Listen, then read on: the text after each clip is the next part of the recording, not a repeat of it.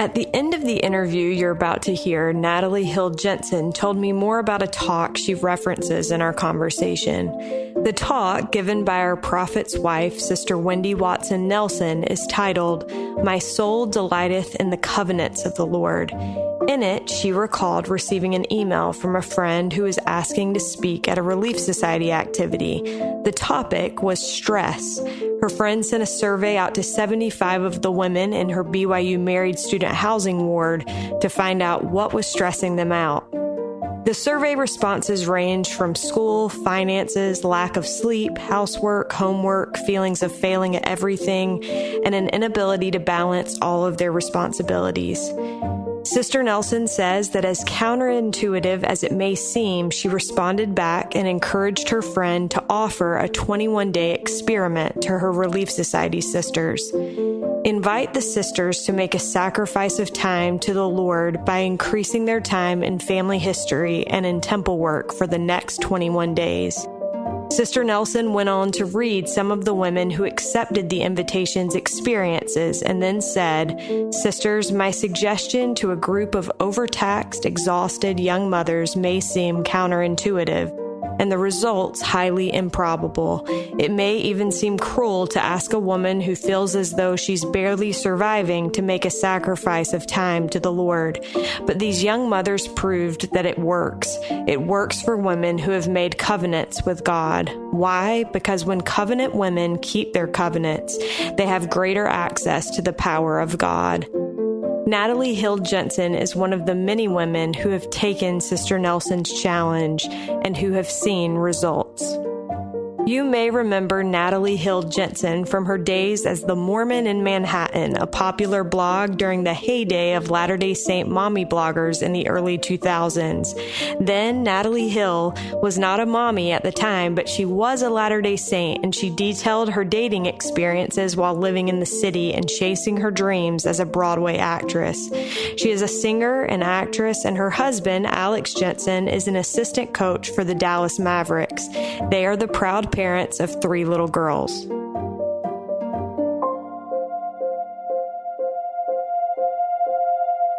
This is All In, an LDS Living podcast where we ask the question, what does it really mean to be all in the gospel of Jesus Christ? I am Morgan Pearson, and I am so honored to have my friend Natalie Hill Jensen on the line with me today. Natalie, welcome. Oh, I'm so happy to be here. Thanks.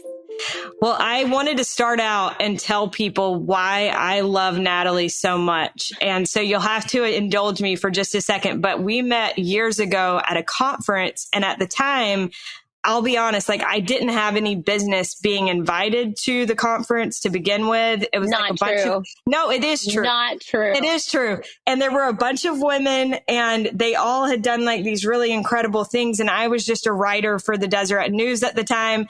And honestly, Natalie, most of the women there acted like they did not care at all about me at all, but you were so nice, and I have never forgotten that.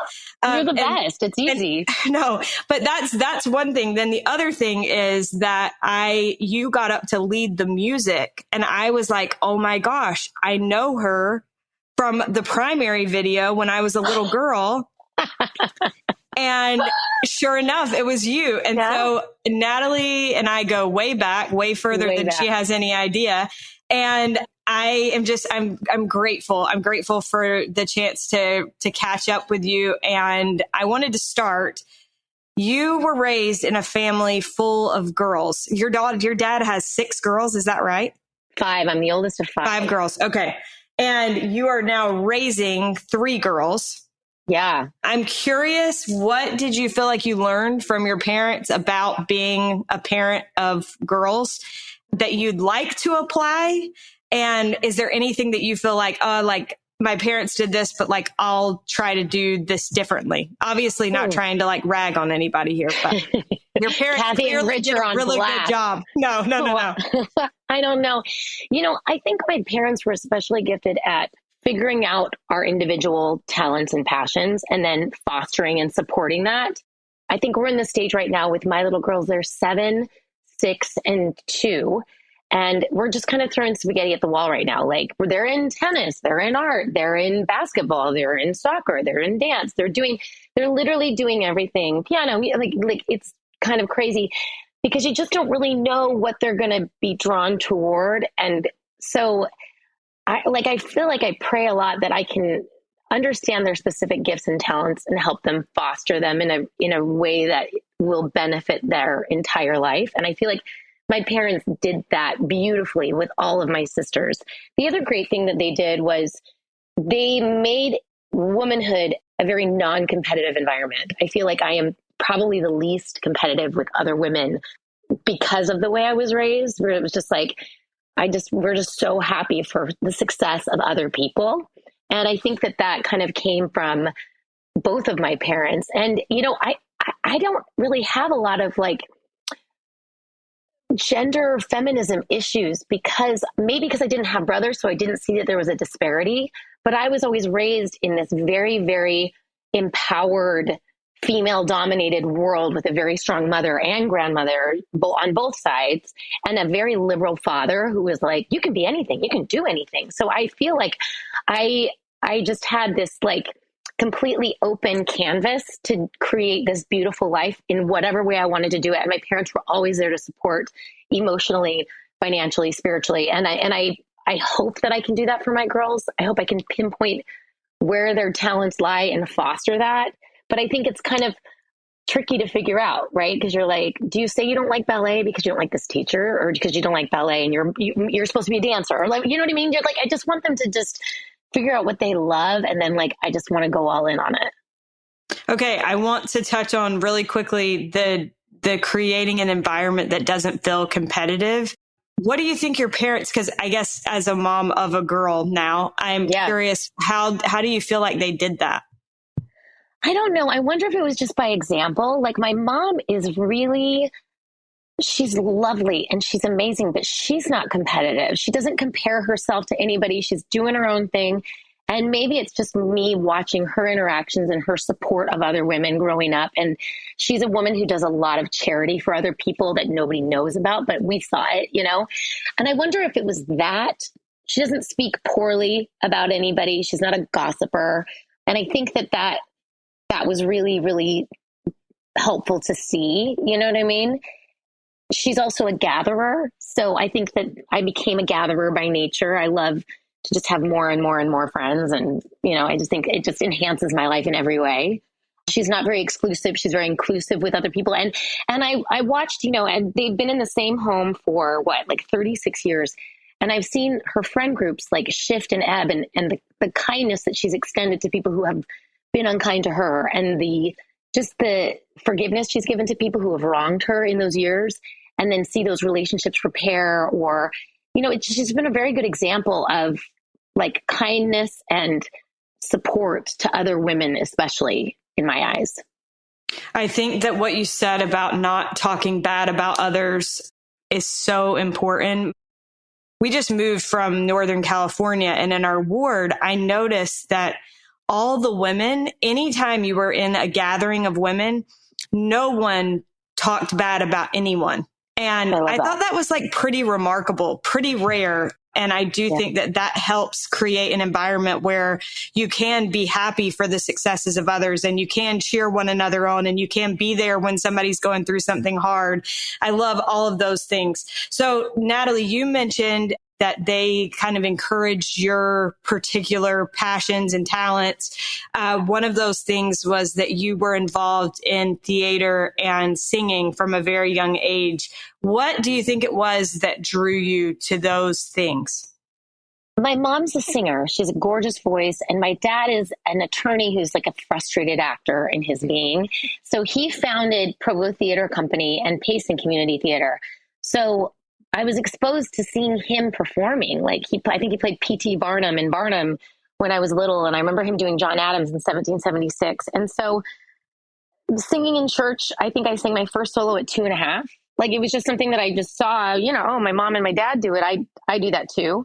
And they kind of ushered me into it. And then once the bug hit me, it was all driven by me. And the other thing is like, I think people think you have to be a real stage parent to get your child to a professional level of anything. And my parents couldn't have been further from that.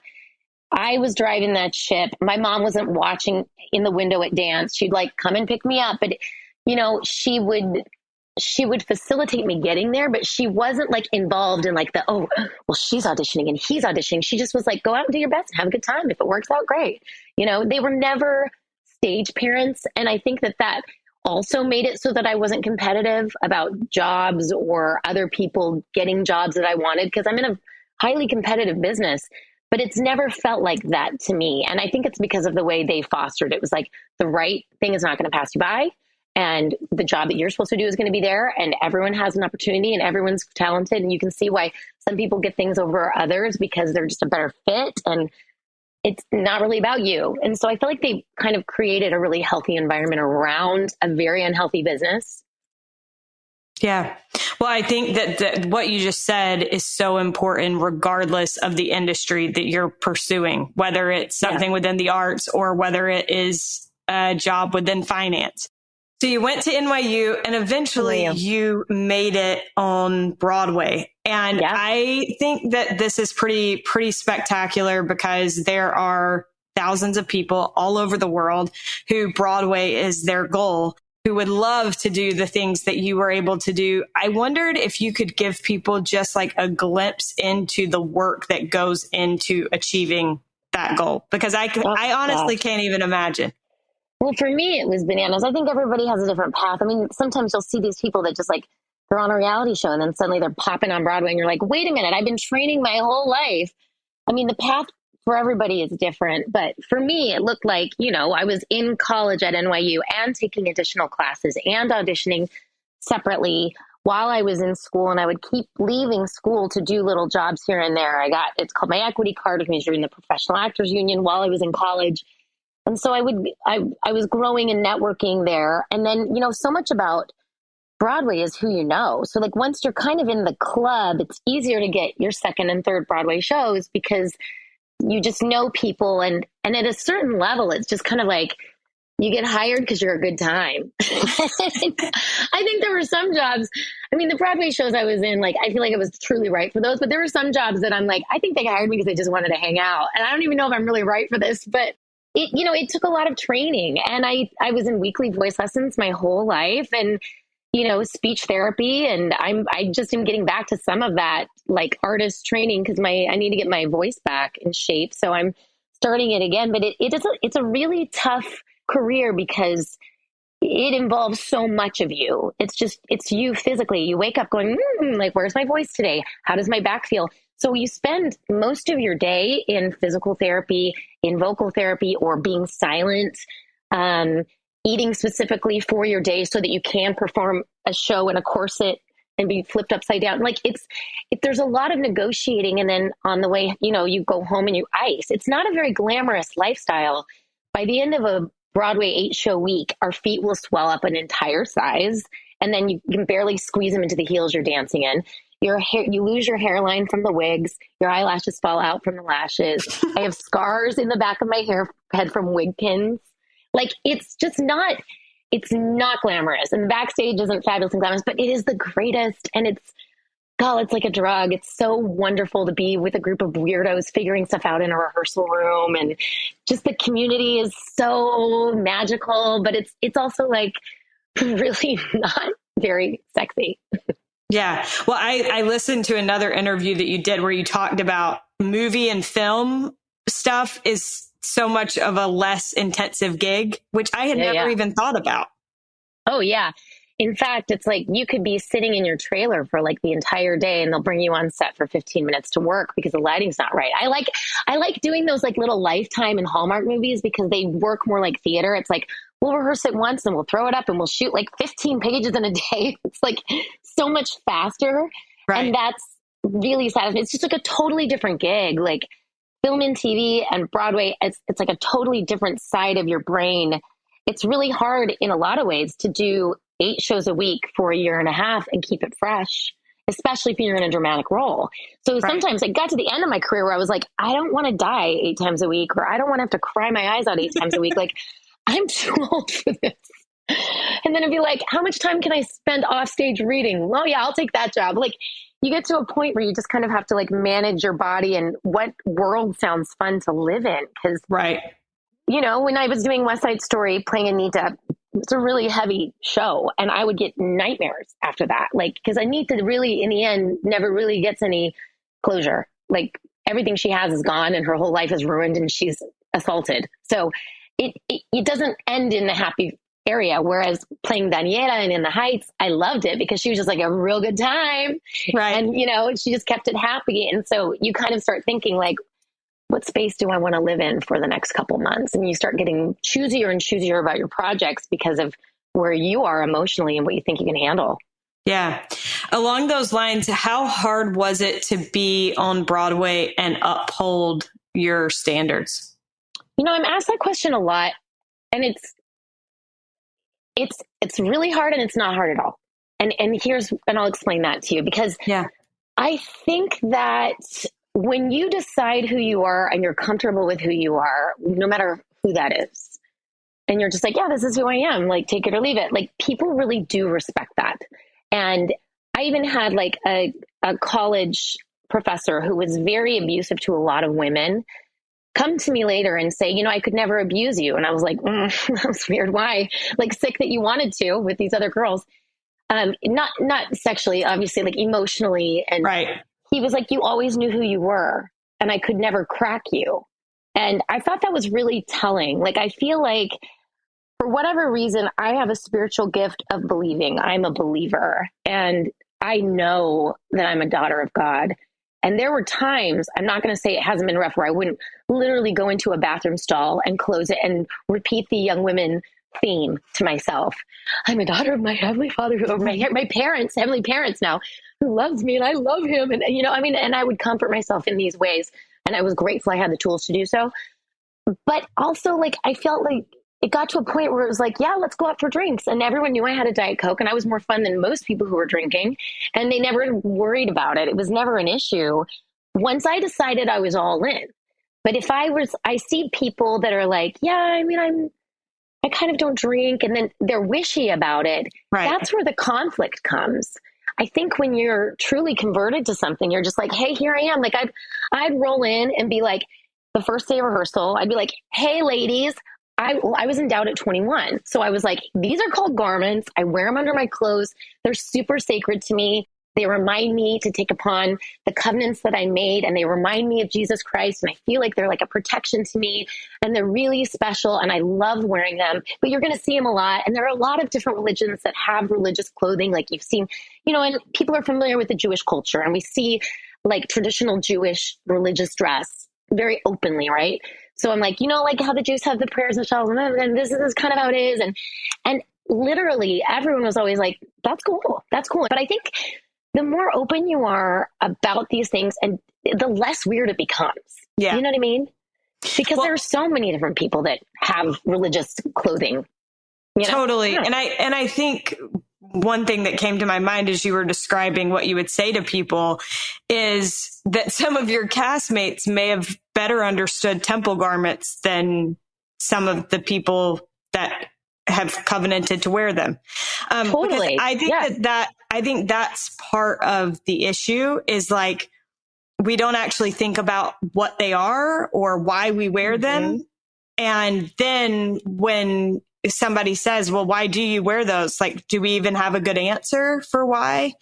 You know, I feel like there was like a generation where it was like taboo to talk about it. And I don't think that was doctrinal. I've tried to look into it, and I don't think at all it's doctrinal. I think it's just like these weird trends that people follow. And I wish we talked about it more. I love wearing my garments. I absolutely love the way they feel. I love the way I feel when I'm wearing them. I feel like I will look back on my life in the movie of my life, and I'll see where angels literally took my shoulders and moved me out of harm because I covenanted to wear the garments at a young age. And, you know, when I was on stage, it was a tricky situation. Like, when I was on stage, I wore whatever the costume designer asked me to wear because I was an actor and that was my part. But when I was on a red carpet or appearing as myself in any sort of capacity, I always wore the garment. And it was a chore to find dresses that work. And it's always like a little bit more obnoxious, but you know what? It was totally worth it because I was more comfortable. And I feel like we take these covenants upon ourselves in the temple, and it's not just for us. It's hard to remember that when you're single, that it's for your generations, for your posterity. These are Abrahamic covenants that we are covenanting for our lineage. And I feel like when I wear the garment, it blesses me immediately in such beautiful ways, but it's also blessing my children.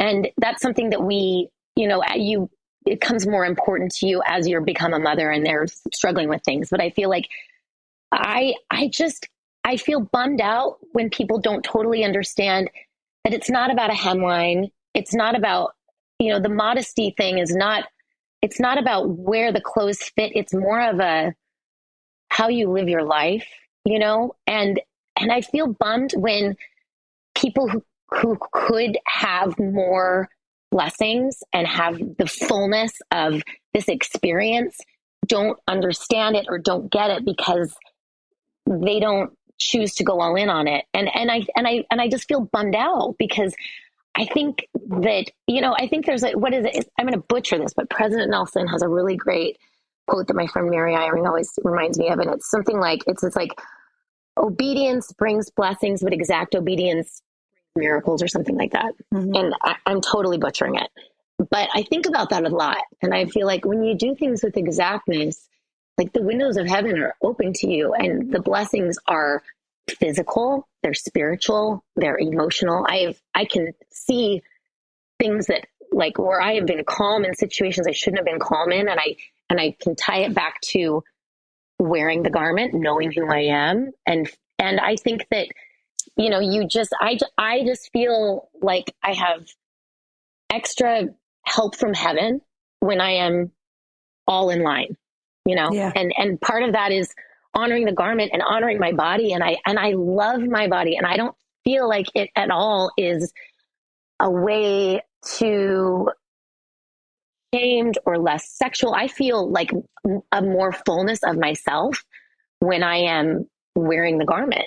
I really do. And I know that not everybody feels that same way, but I think that like through lots of wearing them and praying about it, like I think you can kind of come to an area. And listen, I moved to Texas. It was 109 degrees the day I moved here. So I get why it's challenging. And I lived in New York was hard too. But I think that the benefits really outweigh the challenges for me. And, yeah. And I love them. And I wish we talked more about just what a blessing it is to have them. I completely agree. I want to dig into this a little bit more. You mentioned that you were 21 when you were endowed.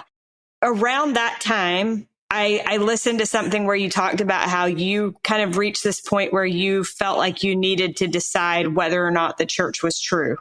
For other young women who may be listening, who are kind of in that same boat, who are questioning whether or not like living the gospel is even worth it.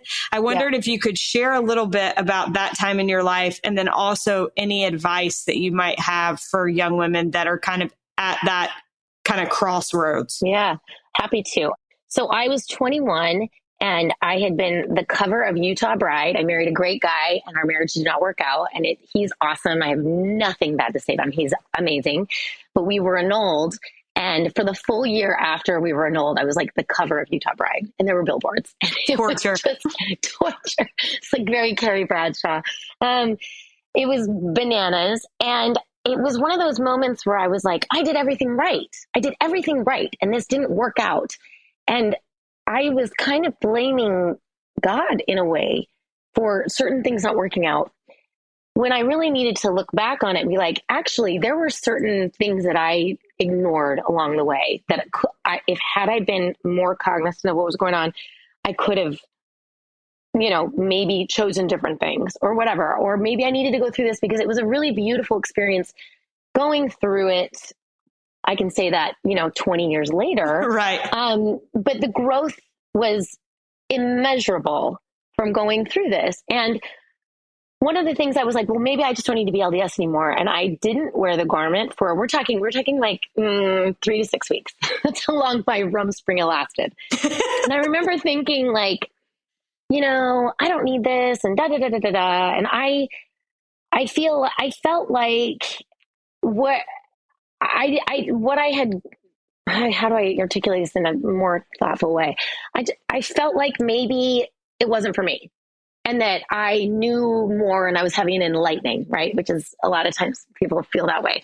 Yeah. And I was like, no, I don't need this. I'm just going to like coast for a minute and not wear my garments and not really go to church and see what I wanted to do. And I can't tell you, like, I just felt empty about something, but I wouldn't think it was the church, right? I was like, well, I just need something. And I love the Jews. So maybe I'll just become a Jew. Maybe I'll just be like, whatever. And so I started writing down all the major world religions. And I literally made a spreadsheet. And this is not like me. I'm an artist. I don't do spreadsheets. But I was like, what are the things that I really, truly believe? Because I was unhappy. Like, I didn't want to admit it to myself, but I was actually unhappy. And I went through it and I was like, well, I believe in personal revelation. I believe that God and Jesus Christ and the Holy Ghost are three separate beings. I believe that. I believe that people have eternal families. I believe that we live forever. I believe in angels. I believe in, all these things. And then I was like, all right, well, then I marked what all the world religions believe in, right? And I literally was like, do. Oh, dang it, I'm a Mormon. I was like, no. I was sort of bummed about it. And I was like, nah, dang it. And so I literally got on my knees. This happened. And I'm not recommending you do this, but this is how it worked for me. And I was like, listen, Heavenly Father, I think this is how my prayer went. I said, listen, I will live like an actual Mormon. I'll put my garments back on. I'll go back to church. I'll talk to my bishop. I'll figure these things out for the next couple months, and like 6 months. I'll do it for 6 months. And if I don't feel actual joy, I'm going to start drinking because that sounds really fun. And I was really committed to that. I was like, I'll give it 6 months. And so I did it all with his exactness. And I had this awesome Bishop, President Buckner, who's in the 70 now, and he's just the best. And, I kind of worked through the disappointment that I had and the taking responsibility for a lot of it and not blaming God for letting me go through this hard thing, but instead thanking God for this beautiful awakening. And, I remember I was at Frankie's Patino in Brooklyn with my best friend Worth and her husband, just having dinner outside in probably 6 weeks after this gross prayer to Heavenly Father, where I'm giving him ultimatums about drinking. And I was on the program. I did it all. And I'm sitting there drinking my water in my garments in a garden in Brooklyn. And I remember I just had this immense joy. Like, this joy just had the only word for it. It filled my whole spirit. It felt like my lungs were full all of a sudden. It felt like my belly was full. It felt like my head was clear. And I remember just like that moment was so defining. And I was like, oh, I can breathe again. It was like breath was back in my lungs. And it wasn't that I wasn't going through hard stuff. I was in the middle of like an annulment and drama and trying to figure out my life. And, I was going through really hard identity stuff that's really hard in your 20s to figure out. But I had this peace and this joy. And I was like, well, dang it. No drinking for me. That seemed fun.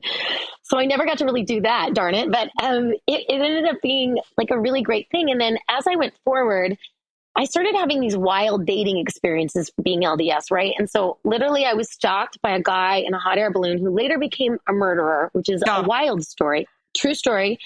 And I was like, the world needs to know this.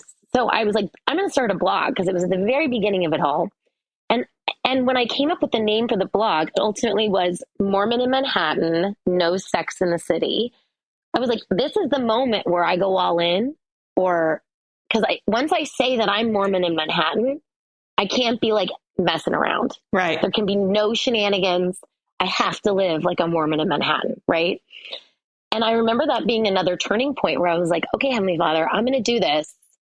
And it was scary because then it also added a lot of unnecessary attention and a lot of criticism in so many different ways about how a Mormon woman should be and da-da-da-da-da. But then it also opened up a beautiful dialogue with a lot of women that I met that were like, oh, I didn't know that we could do that and we could be professionals in a big city. I mean, I had never seen that. I had never seen that modeled. So I felt like it was really important to show other LDS women that you can do whatever you want to do and you can be in whatever, I think that like the whole, like in the world, but not of the world thing is a hard phrase for me because I think we should be all in the world and all in our spirit.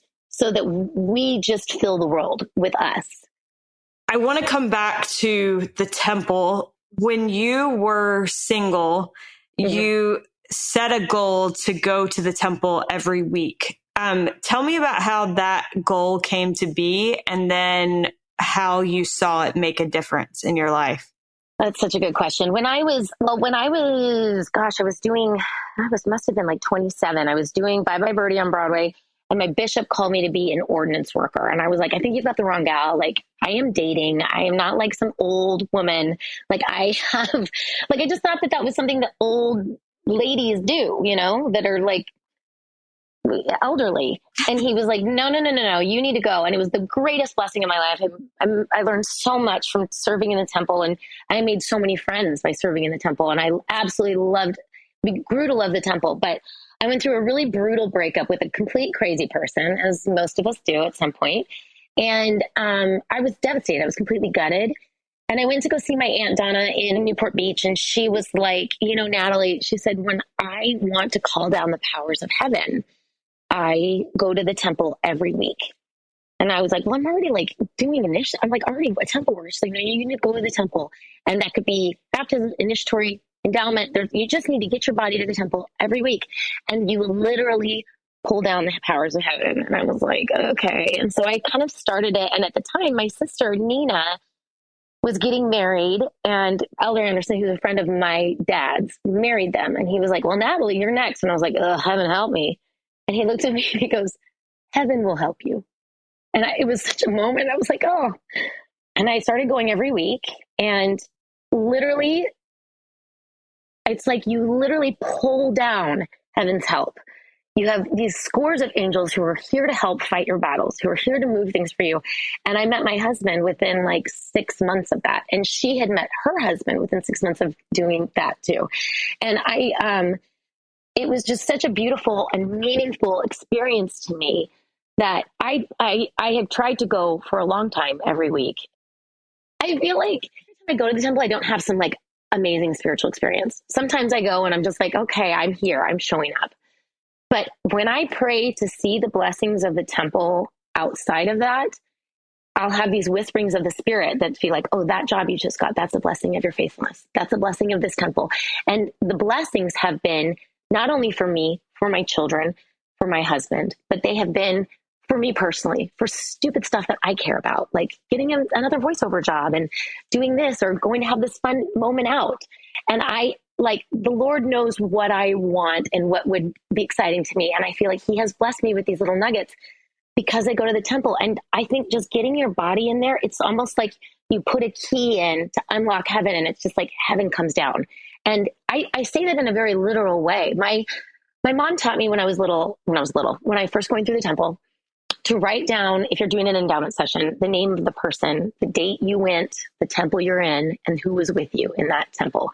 And now we have that all kind of digitized, right? But I still have a stack of these ladies that I have done work for, and it sits in my temple bag. And I just take the prayer roll slip and just write their name before I walk out. And I have these stacks of angels that I feel like I can call on when things are rough, when I'm like, I need help. I need you to help fight this battle for me. And they have shown up for me in ways that like I can't even express. And it's the more you tap into that other side of the veil, and the more you see it, the more experiences you'll have with it. And there's a really beautiful, I love Sister Nelson's BYU speech, the Covenant, what's it called? The Covenant Women.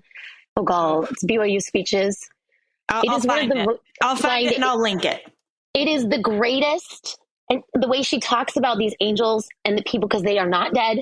They're not dead. They're here with us. And she just went, it gives us license to open that door further, in my opinion. And I feel like exploring that and exploring the literal help from these amazing women on the other side. And I'm sure there are men helping me too, but I just love feeling the women. It has been remarkable. I've had peace when I should never have peace. I have had my personality enhanced to make new friends. Like, I feel like every blessing that I have in this new phase of my life has been a direct blessing of weekly temple attendance. I cannot tell you how much I love that. I also worked in the temple when I was single, and I had this experience one day where, and I've probably talked about part of this before on this show, but one day I had this feeling that my grandparents were trying to speak to me. And I am not somebody who like thinks like I commune with the dead, but my grandma and I were super close when she was alive.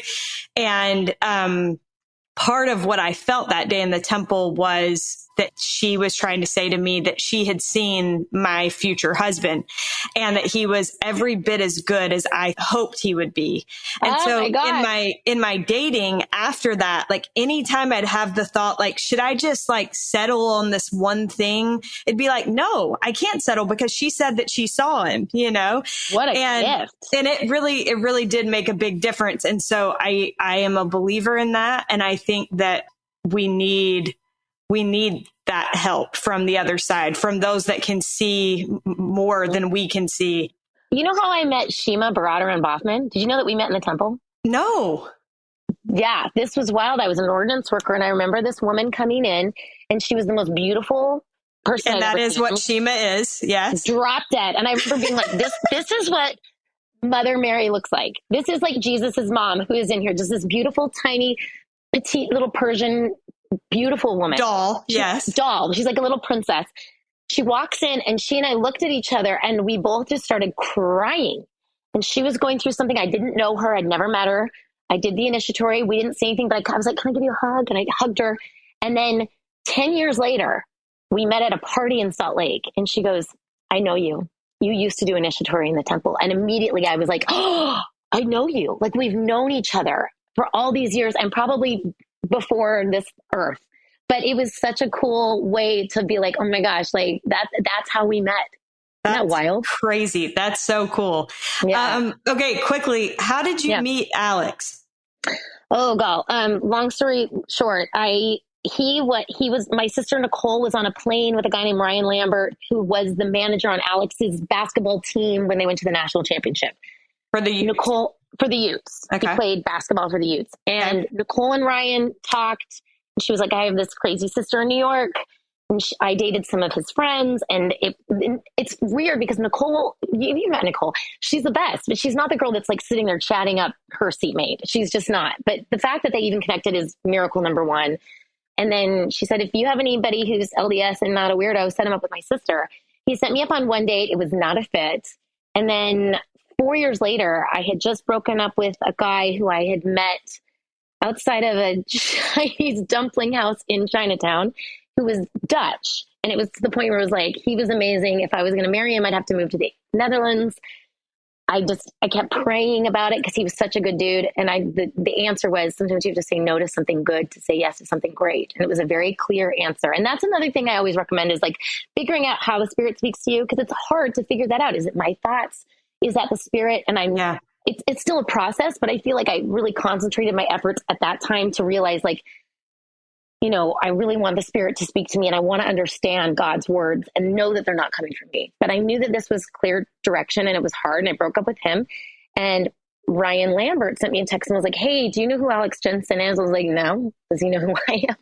He said, I want to set you up with him. And I was like, okay, well, there's all these people that want to set me up. Thankfully for my blog, a lot of people thought that I should date their brothers, cousins, whatever, which was so nice. I don't know anything about that, Natalie. Yeah. Just set up McGee, right? It's like, oh, you're single, he's single, let's go. So my apartment was on fire. There were 3 Broadway shows I was supposed to go into that ended up closing. I had 2 TV shows that were on option, but I put on hold.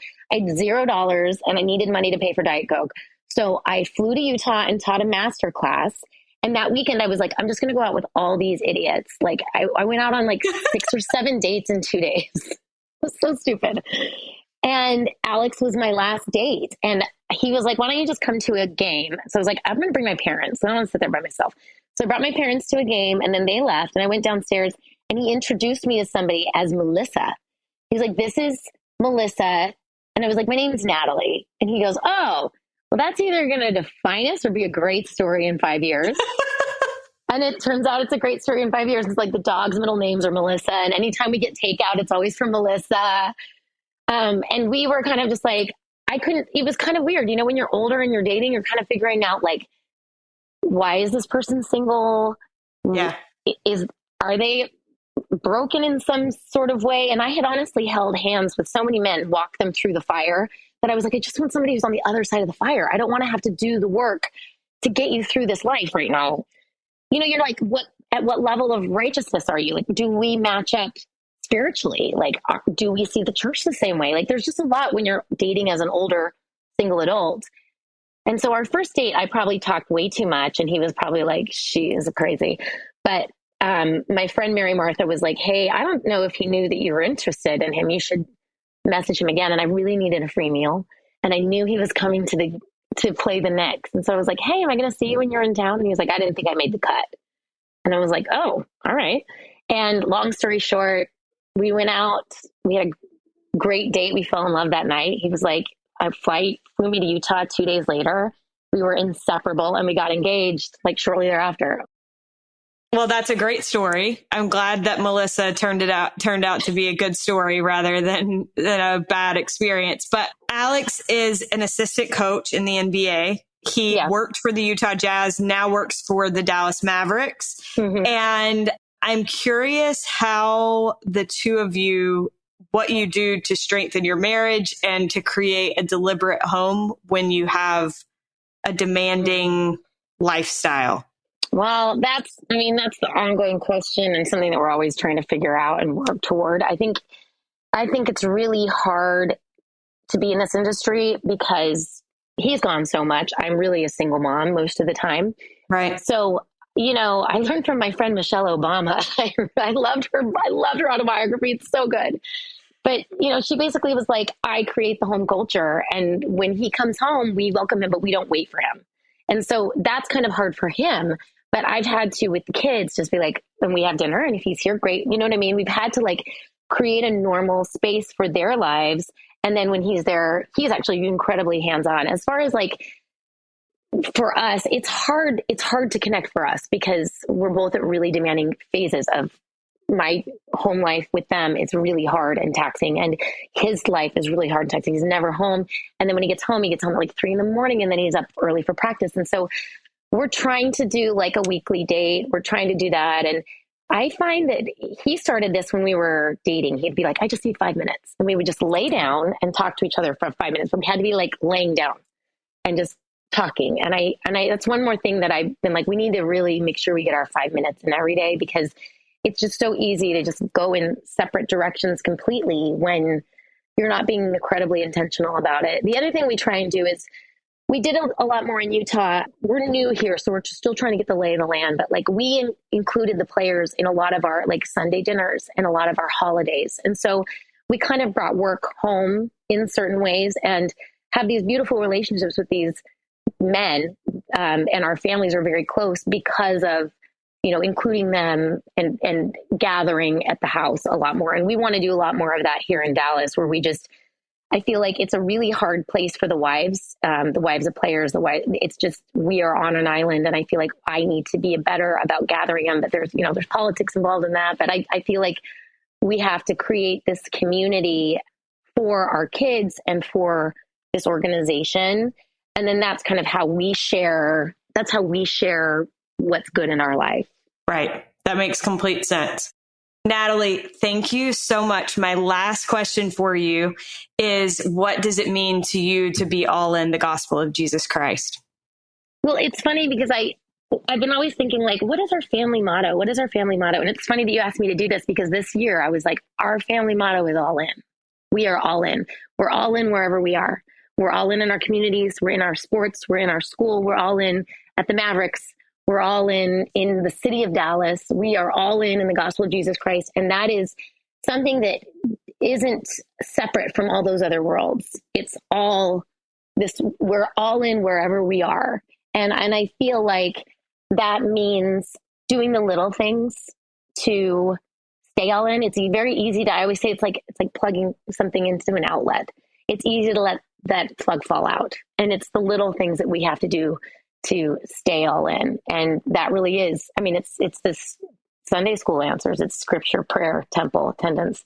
But the second you do it, your life just changes in such a really remarkable and exceptional way. that when you feel the sweetness of All In, you don't want to feel it any other way. I am so grateful for this conversation on a personal level, because I feel like I will walk away with a renewed desire to be better with attending the temple. And so thank you so much for taking the time and just for being you. I appreciate you very much. I love you, Morgan. You're the best. I love you too. We are so grateful to Natalie Hill Jensen for joining us on this week's episode. We've linked Sister Nelson's talk for easy reading or watching, if you'd rather, in our show notes, which you can access by visiting ldsliving.com/allin. As always, we're so grateful to Derek Campbell for his help with this episode, and we're grateful to you for listening. We'll look forward to being with you again next week.